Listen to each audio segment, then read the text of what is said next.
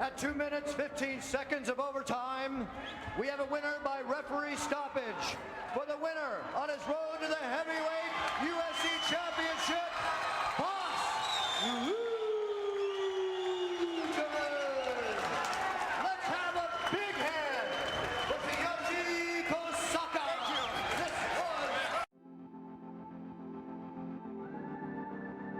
Hello everyone and welcome to MMA Start to Finish. I'm Julian and this is Matt. Howdy. And today we're going to be talking about UFC 18, the road to the heavyweight championship, the UFC debut of Bas Rutten, and the debut of a new logo. That oddly looks a lot like Bas. Yes, the logo is actually just Bas Rutten. Yeah. We are in the Ponchar Train Center again, might I add. As it turns out, we were actually here 2 events ago for UFC 16.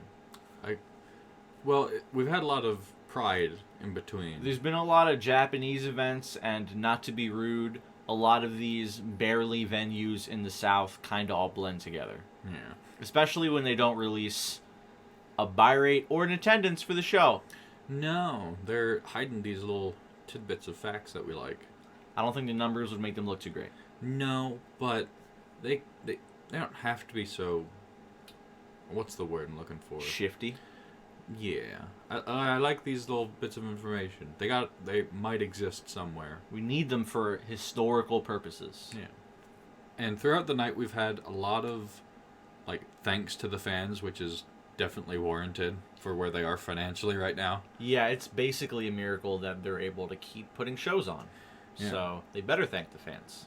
And they even had some kind of giveaway that they were doing. I don't think you can enter at this point. I think we've passed the expiration date on the giveaway. Sadly.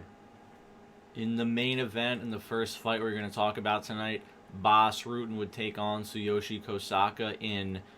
They called this event the Road to the Heavyweight title. That was also the pseudonym for UFC 17.5 because one of the heavyweight fights they had there was relevant for the heavyweight title. They're not explaining things all that well, but everything I'm reading after the fact seems to indicate that there's an informal tournament going on here from event to event. And Kosaka, the reason he's fighting Bas is because he won in Brazil in December. It's a weird hybrid of tournament and what we've got in the modern day, I think. Yeah, traditional matchmaking. Because everyone still liked the tournament style back then. At least the fans did, I think. That's all they knew. And it's like you lived in a cave your whole life and you saw land for the first time. Yeah. And if you switch over completely, I feel like a lot of people would be turned off from it. So they got to keep this build up to champ matches. They're not doing this because they think it's gonna be lucrative. The reason they're doing this is because Randy Couture was like, "What if I just leave after I win the heavyweight title and go fight some schmuck in Japan?" They do have that. I shouldn't say some schmuck. He actually got tapped by Enson Inoue over in Vale Tudo, Japan, after leaving the UFC, which is hilarious. And this isn't a huge promotion compared to other stuff yet. No, they don't have market share control the way they do now. Not even close. Yeah, they're rising. I'll give them that. Yeah, but infancy still though. Yeah, it's kind of weird that we have Bas chronologically for the first time, but we've heard a lot from him and of him before this. For the purposes of this show, yeah. Yeah. Because we watched a lot of those Pride events and he was on commentary. And on the mic in there, I know it's a different kind of situation. He's in a studio when he's on commentary because it's recorded over commentary. Yeah, it's post commentary for Pride. And now he's in a stadium sweating and panting. So the audio quality is not going to be amazing for him, but he just sounds like a different person to me. Oh, I see what you mean. During his post-fight interview, after the fight, it was jarring to hear somebody you're used to hearing on commentary. Yeah. As we get that, not to get too contemporary, but we kind of get that dichotomy now whenever Daniel Cormier fights or whenever he hasn't fought in a while, but Dominic Cruz fights. A lot of the ex-fighters they have on commentary. Paul Felder. What did you think of the fight, Matt? I thought it was a pretty good fight. I liked that Tsuyoshi seemed to have an answer for Bas's kicks. Not that I've seen them before, but I haven't seen a whole lot of people catching kicks and then transitioning that into Takedown? Yeah, takedowns. So, and those are some meaty kicks. They still landed fairly well. Yeah, Bas has some of the meanest kicks in the game. But Tsuyoshi just takes them and then pushes them over. I'd imagine he learned how to deal with those kicks from Maurice Smith, because you saw Maurice Smith in his corner. And I think it was TK, Maurice Smith, and Frank Shamrock kind of formed MMA's first, like, super team gym. Like, Lions Den existed before that, but this is, like, the meeting of minds, so to speak. And it looked like they've gotten a little militant as well, because they've got these berets. Oh, the Lions Den? Yeah. Yeah. And these, like, black uniforms with the tucked-in shirts and whatnot. Yeah, they look like Black Panthers. It's weird. TK taking Bas down and neutralizing his kicks kind of had me thinking he was going to win the fight for a while. It seemed like it was going well for him for like 90% of the fight, honestly. Well, for the entirety of regulation, I think if we didn't have an overtime, like in a hypothetical world, and just went to the judges' scorecard straight away, oh yeah, he would have won. He would have won. I think honestly, if he hadn't gotten, spoiler alert, finished in the overtime period, he probably would have won on. Well, I say he would have won on the scorecards, but not to jump ahead or back. But we had another fight where a similar thing played out, and the dude who was on his back most of the fight won. So maybe he would have lost anyway. But if I was the judge, I would have ruled it for Kosaka had they gone to decision. Kosaka definitely had the meat of the fight. Well, what happened was Kosaka ran out of steam to go for those takedowns and to be able to grab Bas's kicks, and it seemed like Bas's cardio held up pretty well in the end, and he was able to knock him out with a knee. He was kneeing him, and I don't know if there were elbows, but you can see it in that picture. That's a meaty knee. And that's a focused Bas Rutten, folks. Yeah. Just staring the man straight in the eye as he sends him to space. Another interesting point is Bas was actually looked like to be the smaller fighter in this. A little bit, yeah. Kosaka's a large gentleman. Yeah. So yeah, it was this combination that ended things, if you haven't seen the fight. It was this knee followed up by several punches. Kosaka would crumble up in the corner. Big John would come save the day. And Bas Rutten would, I almost said would become your heavyweight champion, but that's not true, because this is not a title fight. This is a weird, we don't know what leg of the tournament this is, because they're not that clear with directions here, but Bas advances in this weird amorphous tournament. Chuck the same way. No! Oh, he went for a big kick. Jumped up and tried to kick it down.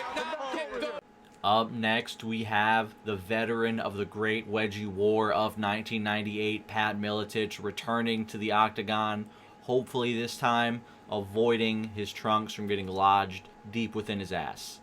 I can't forget that, though. Pat, you are the wedgester. Eventually, not to spoil things for you a little bit, we will see Pat enough where our lasting memory of Pat will not be him strangling dude's asshole. Mm-hmm. So that memory will fade. But for now, all we can think about is the Bad Boy logo just wedged between those cheeks. So you noticed Jorge has a cross on the back of his head? I did notice that. It is, for the unaware, shaved into his hair. He does not have a head tattoo to praise Jesus. No. But he is another warrior for Jesus. There's a lot of those. Not even just back then, but like, there's a lot of fighters after they just get finished turning another man into a sad pile. Yeah, but like they thank... Like, oh, I'd like to thank the Lord. Yeah. It's different. There's acceptable ways of doing it where it's like, oh, I'd like to thank Jesus for leading my life to this point, and it's like, yay. And then there's dragging a giant wooden cross to the octagon, or like the shaving Undertaker. it into your head. It's just kind of weird. You know, I will say a little weird, given that we saw a grown man carry a giant cross and then a smaller man try and carry the same cross ineffectively later on. Yeah. It doesn't stand out that much. Fight was kind of uneventful. Yeah. Not as bad as Pat's last fight. Well, it's bad in a different way. Well, okay. The last fight make your was, case. The last fight was bad because it was a wedgie war. This fight was bad because they were well matched, but didn't do much. Yeah, they just kind of was stale. Yeah. By the way, they did mention that Oh, that's right. Yeah. Wedging is not allowed anymore. They did change the rules almost immediately after that happened. And Pat was disarmed in this way. Yeah, so not a lot really went on during this fight. It was a lot of lay and pray, a lot of like not super effective strikes on the ground, some clinch work. It clearly got annoying to Jorge Oh? because he curb stomped. Yes, this Pat. is true. Jorge, in his first fight in the UFC, did forget that he was not in Pride circa 2003, and he couldn't do, like, a flying curb stomp. It did take him until almost the end of this fight to do that. Oh, by the way, we have buried the lead here. This shitty fight is a title fight. We should probably mention that. Yeah, so the Great Wedgie War of 1998 Pat was in, that was a title fight, inaugural title fight, might I add. Dear God. Wins the title there, then this is his first title defense, hence why it went on for 15 minutes, plus the 2 3-minute overtimes, making probably the most boring fight of the night, also the longest. Yeah, because that curb stomp was with 20 seconds left. In regulation. And then we went on to overtime where we thought the feed stopped, but that was just our bad internet. We didn't miss anything anyway. And then we had second overtime, which I don't have any notes for. Yeah, So it was just more of the same. So Pat wins. I hope the next time we see Pat on this show, a little more entertaining. Nothing but respect for Pat. He's in the UFC Hall of Fame as one of their first ever champions. He's a great pioneer for the sport. Not a showman. No, not a showman. The other fight was entertaining. This one wasn't. And and referee Judge Dave Meltzer calls it for the winner on his way to the heavyweight championship, Pedro.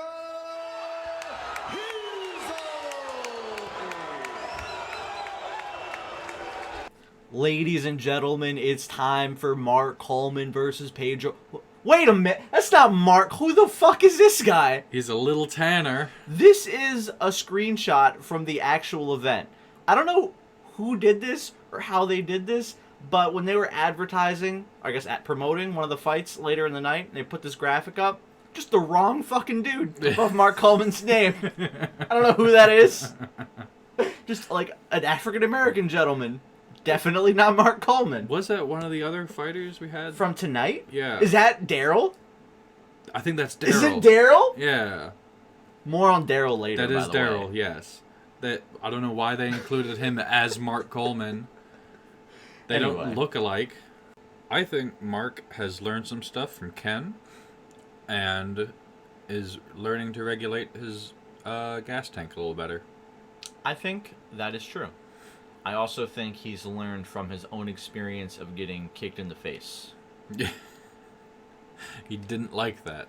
And will endeavor to avoid that against another dude known for kicking people. Mm-hmm. With that said, not to jump too deep into the fight immediately, but he did a couple times do the I'm going to put my hands on my knees and like maybe ask you to send me to space type of deal. Yeah. That's just a problem with heavyweights. I think it's a problem with having that much muscle mass. No matter what kind of preparation you do, when you're that big, your cardio just can't be that good. It's like, again, not to get contemporary, but that's why people like Cain Velasquez are anomalies. I don't think you've seen him fight because he's retired now. He's actually doing pro wrestling. But like in the mid-2010s when Cain Velasquez ruled over the heavyweight division, they called him Cardio Cain. This doesn't have anything to do with Kane, the professional. No, this is not Okay. Cain the pro wrestler. This is a different human being. Okay. Spelled like Cain from the Bible. All right. Point bringing him up is he was an anomaly because he was a heavyweight that was big and strong and also had great cardio. That's why there's a stereotype about the heavyweight fight. You know what? Where you're either going to see dude get knocked out in the first round, or you're it's going going to be a slog. Yeah, exactly. But we also did see Ken in his beret, constantly telling Mark to slow down, and he did slow down a little bit in the first minute or two of the fight, because I feel like Mark's instinct is to start off with his wrestling skills, and he kind of struggles from that point and just goes into ground and pound, but recklessly.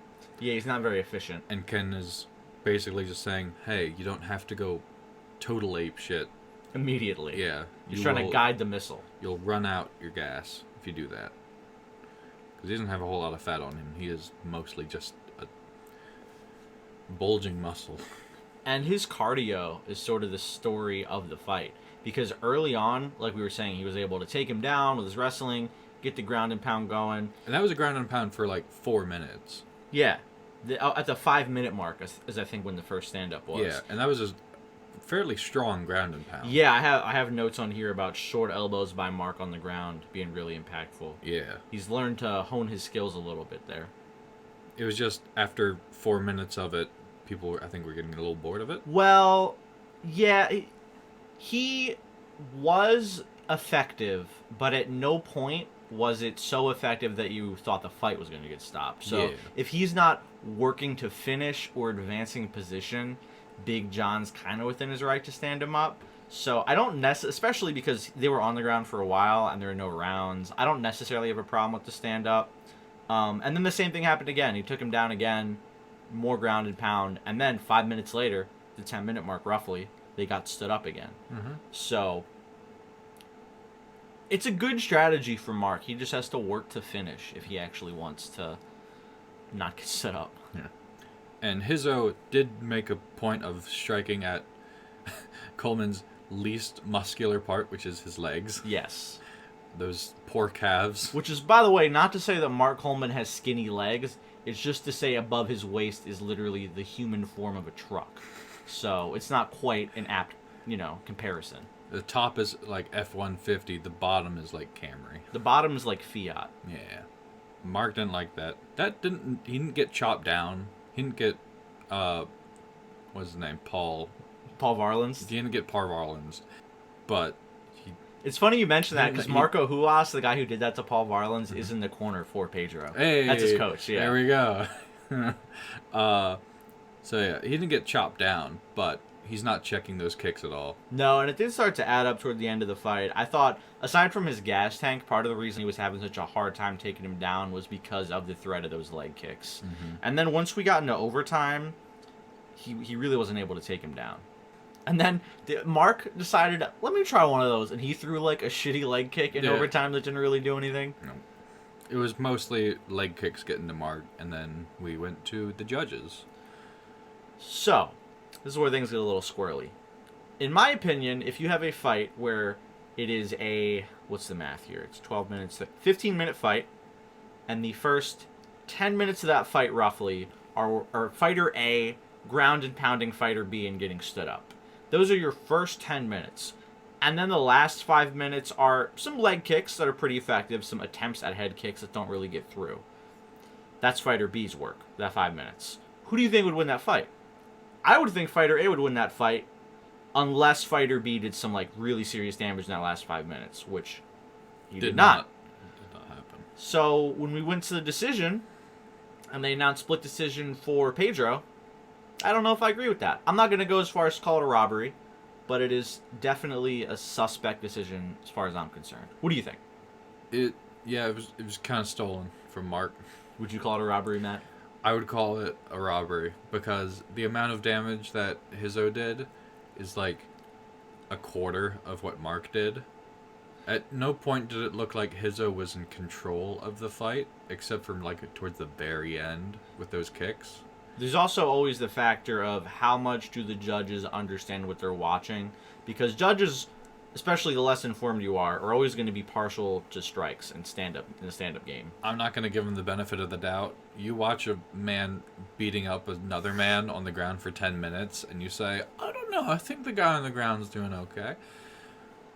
You're right. Yeah. I'm just trying to, the kicks hurt Mark, yes. They're not fun.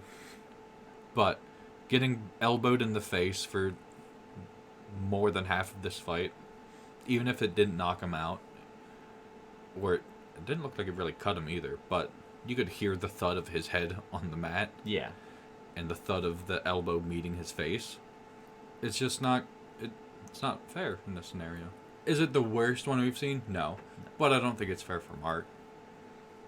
I also... I don't have insight into the judges' minds necessarily. I do a little bit of insight into what I guess you'd say management of the UFC was thinking around this time. I read like the first half of Chuck Liddell's autobiography a couple years ago, and he did mention that the management was really trying to encourage fighters to not lay and pray and go for takedowns. They wanted to get more kickboxers in there. Granted, the stuff I'm talking about is a couple years after this, so I don't know how relevant it is to this kind of thing, but I know that like the culture was kind of ignorant, so I wouldn't be surprised if like random dude who writes for Karate Magazine they got to judge this fight didn't understand like what half guard was. Yeah. But I with all that said, you're right. I still do agree with you that like if you see giant gorilla man smash other man on ground for 10 minutes, that guy should win the fight. Versus guy who throws kicks that land, but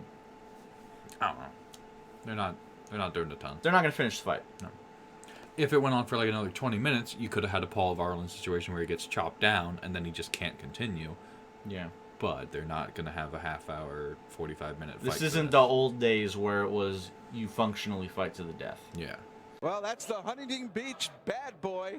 And there he shoots down the lion's den, revenging that loss to Guy Metzger. He holsters his pistols, and hopefully we'll see him draw them again at the UFC. Up next, we have the Huntington Beach bad boy, whose location I fucked up on the last show, assuming he was from San Bernardino for some reason. Tito Ortiz is squaring off against Jerry Bohlander here in this middleweight matchup.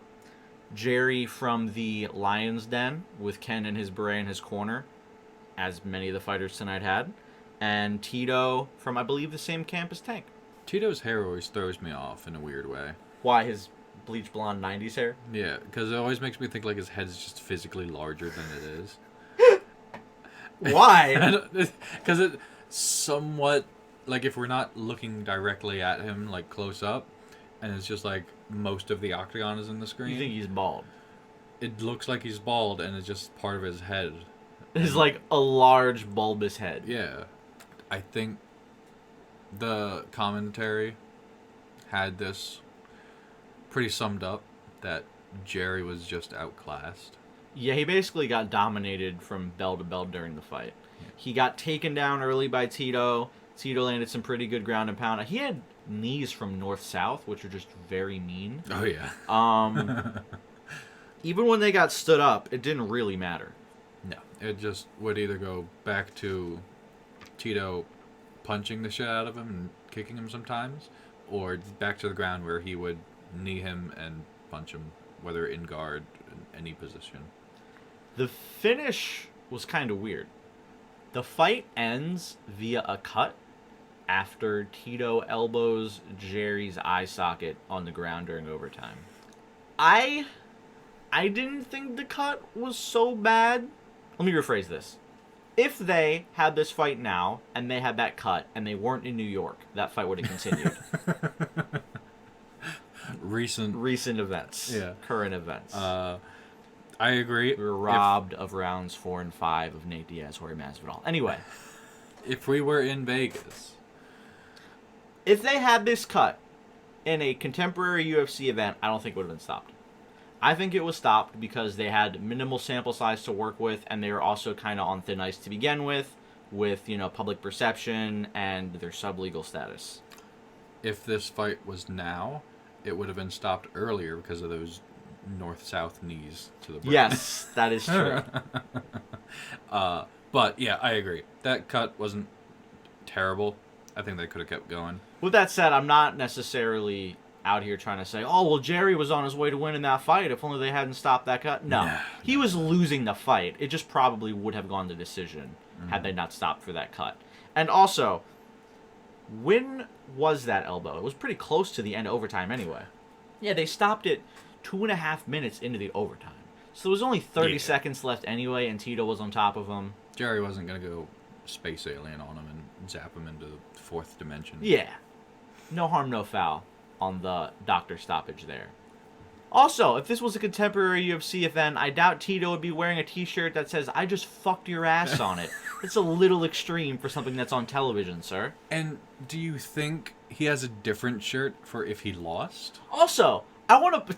Yeah, great question, A. Second question, this is like the most rude... Hi, yeah, good sportsmanship. Oh, what does it say on the back of your shirt? Oh, that's not very nice. Mm-hmm.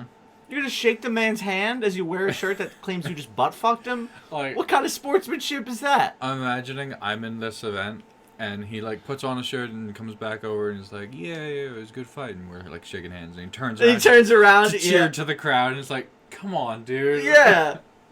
You didn't fuck my ass. You beat the shit out of me, but you didn't... Oh. It's, feels bad, man. Extremely feels bad, man. Tito elbows Jerry in the eye. And there's finger guns, too. And finger guns him away. Maybe a right knee now. Watch for a right knee by Burnett. And time has expired. There's the horn. The official. In our second to last fight of the evening, we have Townsend Saunders taking on Mikey Burnett, a lightweight tilt. And we also have some dollar store referee in here in place of Big John. Mm-hmm. The most meaningful moment of the fight actually came really early, around 2 minutes, when Mikey teed off on Saunders, had like a really effective flurry, and potentially could have ended the fight there. Didn't quite do that. No. And then from there, we would go on to have kind of a so-so fight with a lot of... It's interesting, we had that big striking exchange early, and then a lot of like gauging and measuring distance after that, and a lot of clinching. Which is kind of the opposite of what we see today. And Saunders, he didn't do too much of note. He had kicks, but I don't think anywhere noteworthy. I think Mikey was kind of just better than him everywhere. They kept talking about Mikey's boxing experience and how he was a really crisp striker. He didn't really even need to use grappling that much, except when they got onto the fence. Yeah, outside of some clinching, it was mostly a stand-up battle where after the first 3 minutes, nobody really came close to being finished. I don't think it was a bad or boring fight. I think overtime was a good summarization of the fight because Mikey exploded on Saunders again, and then it kind of petered out as it went on. So, with those little explosions being really the only thing of note happening during the fight, Mikey Burnett would go on to win a unanimous decision. A much better showing than his appearance in the Wedgie War of 1998 at UFC 17.5. Both him and Pat not having the most exciting fights in the world, but coming out of that embarrassment looking a little better. Yeah, I've completely forgot until this was brought up again, his weird facial hair. Like, his chin strap is too high. Yeah, he kind of got the measurements wrong on that one. Yeah. In the last fight of the evening, and the first fight in the actual chronology of this event, we have Evan Tanner taking on Daryl Gholar in a middleweight fight. I'm not going to bury the lead here. The best thing about this fight was Daryl's corner man just fucking screaming for Daryl to do things the entire fight. Hit him in the face, Daryl. Get out of there, Daryl. And it's not... He's not saying it in a calm, instructional tone. It sounds like he's trying to prevent his child from being murdered. Yeah, it is top volume that he can produce. It's pained, too. It's not even just the volume. It's like, I feel like there's, like, urgency in his voice, no matter how urgent the fight is. Yeah. They could just be in guard, and he's freaking out. What's almost more stunning in that is that none of the information he was trying to convey was helpful. At all. It was all very obvious stuff like, hit him in the face, Daryl. Daryl, hit him in the face. Or, Daryl, you gotta get out of that, Daryl. Daryl. Get out of there, Daryl. It was never like, move into this position or get on, like, anything else. Yeah, it's not Firas Zahabi in the corner over there giving him top-tier technical advice. I don't know who his coach was. By the way, he also was yelling in the Mikey Burnett Townsend Saunders fight. I'm not sure whose corner he was in, but the loud man remained between fights. Dude would not shut the fuck up. It wasn't like there was 30 seconds to the fight where he was like, oh, he's yelling, that's kind of weird. Yeah. No, the entire fight, dude just blew his voice out. Like, he was louder it might have just been like where mics were positioned. He was louder than the guy with the megaphone during Bas Rutten's fight. Yeah. Which we didn't really mention that because it's not that really important. But there was a guy with a It megaphone. was literally a man with a megaphone, and this asshole was louder. Yeah. A lot louder. So we should probably talk about the actual fight, huh? I guess. I mean, Daryl's plan early seemed like he wanted to grapple. He wanted to take dude down and pound him. But it seemed like Evan Tanner actually had a pretty good jiu-jitsu base because he recovered guard when he got taken down. He tried for some triangle attempts. And Evan Tanner, I don't know if you can tell by the name, not a Brazilian dude. Just like a white dude who I believe... Is he also with the Lions Den? I'm fucking losing track. Anyway, not a Brazilian dude, has really decent jiu-jitsu and is able to sort of stall Daryl's wrestling attack. Yeah. And it's kind of... We just have the names up right now. You wouldn't normally think someone named Evan Tanner as Brazilian. No, not at all. I think at one point Tanner was... Is it called a butterfly guard? Where you have your feet on there, like where the thigh meets the Yeah, hip. he's trying to frame up with his knees. Before it was a thing. Butterfly guard, rubber guard. It wasn't a normal guard. He had his legs higher up to go for submissions. Yeah. So he's well practiced. That much was for sure. And I think people expected Daryl to Hit him in the face? To hit him in the face and to get out of there, Daryl. And to just win this fight. Or at least that's what it kind of sounded like on commentary and from our one screaming friend. But that wasn't the case. Yeah, they eventually disengaged. Daryl got off of him. It wasn't a stand-up, right? It was just No, I just got up. He just got up. And then Evan actually showed off some pretty good strikes on the feet, too. He had some knees to the body from the clinch and some knees and elbows to the head there. Really well-rounded. Yeah, I didn't see any real flaws coming out of Tanner.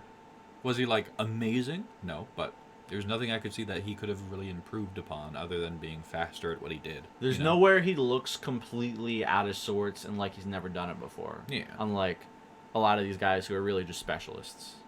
So, Evan ends the fight via rear naked choke. And during this choke, you can just hear Daryl's corner. Get out of there, Daryl. Then eventually just give up. Stop screaming. Yeah. He taps. And this was also one of those standing rear naked chokes where he didn't take him down and then take his back and then wrap the arm around. No, he grabbed him from behind and just ripped him to the floor and sent him packing. I think this is like the official time for when the fight stopped. Yeah, about 8 minutes in. Yeah. What are your culminating thoughts on UFC 18, Matt? They're doing better. We don't have as many wedgies. I didn't see any tonight. Vast improvement. The ratio for wedgie to fighter, way lower. I don't mean to harp on that so much. No, it's warranted. Yeah. It was cool to see Bas. I think Pat needs to work on some stuff. Coleman Got robbed. Weird how he's the body shapeshifter. Yes. Daryl's corner needs some work. Daryl needs to get a new corner. Yeah. Did you enjoy the show? Did you think the fights were I thought it was worthwhile? I thought it was worthwhile. It was entertaining for the most part. There's only 2 fights that were really not fun to watch. Yeah. And overall, it was pretty good. Was it amazing? I don't think so. But I thought it was a decent show. I am glad that they're doing shows close enough now where they can give us some actual details on the next show. So they talked a little bit about UFC 19 that was coming up in March. It is kind of weird that, the heavyweight champion just pieced out and now we have to deal with that. But if that means more Bas Rutten in our lives and on this show, then so be it. we kind of have that these days, though, where the champ just decides, I'm not going to defend that belt anymore. Well, it happens sometimes. It really only happens if he wins a title in another division. Yeah. This was, I don't want this title anymore, and now I'm going to go fight in a different organization. Yeah. And I've heard and read that if the UFC had more money back then, they would have sued Randy Couture's ass and kept him as a part of the promotion, because you have certain contractual obligations when you are the champion. Yeah. They would have won that court battle. They could not have funded that court battle, so they just didn't do it. Had that, like, let's just say... Also, probably wouldn't be good for them if they sue a fighter. Well, they're doing that now, but Well, as small as they are at this time... I see what you mean. The legal troubles they already have, and... You don't want to reveal your anti-fighter when there's like 19 other ball players in the game. And you have like 19 fighters. Yeah, exactly. Save that for when you have a monopoly. Anyway. Up next, we have UFC 19 title here on Fight Pass, Ultimate Young Guns. We've got Vitor Belfort taking on Guy Mezger. They also have on the poster here, Maurice Smith will be there. Tank Abbott will be there. It should be a great show. Until then, we hope you guys enjoyed the show today. If you did, please be sure to hit the like button, leave a comment telling us what you thought of UFC 18, and we'll see you next time. Bye, we love you.